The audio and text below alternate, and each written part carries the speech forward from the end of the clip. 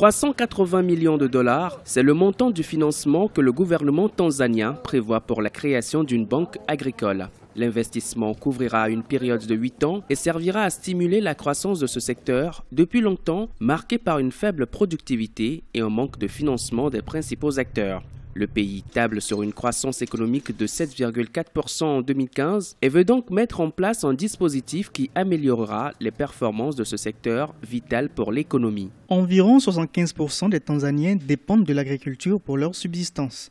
Le secteur contribue à hauteur de 25% à notre produit intérieur brut et représente 34% des recettes d'exportation. Malgré l'émergence rapide des secteurs miniers et touristiques, l'agriculture présente toujours le plus important apport à la croissance économique de la Tanzanie. L'on estime à 40 millions d'hectares le potentiel agricole du pays, mais seulement 5 millions sont cultivés, faute de ressources financières. La création de cette banque de développement de l'agriculture devrait donc favoriser l'augmentation de la production de la plupart des produits de base. Le cas de la Tanzanie pourrait même servir d'exemple à d'autres nations du continent. Le fait de créer une banque de développement spécifiquement dédiée à l'agriculture est en soi une bonne politique. Cela peut permettre de changer d'échelle, c'est-à-dire de passer à une agriculture vivrière qui est certes importante parce que contribuant à l'autosuffisance alimentaire, à une agriculture qui va dans le sens de l'agroalimentaire et qui peut permettre à terme au pays de pouvoir même exporter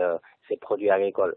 Cela est un exemple pour d'autres pays dans le sens où c'est l'État qui prend l'initiative. Je pense que cela peut être dupliqué et adapté dans d'autres contextes. Selon les objectifs définis par les autorités, la nouvelle banque contribuera à moderniser le secteur agricole en améliorant la productivité et en fournissant aux agriculteurs des financements à court, moyen et long terme. Hormis les rendements du sol, il s'agit aussi de booster la croissance des secteurs comme l'horticulture, la pisciculture et l'apiculture.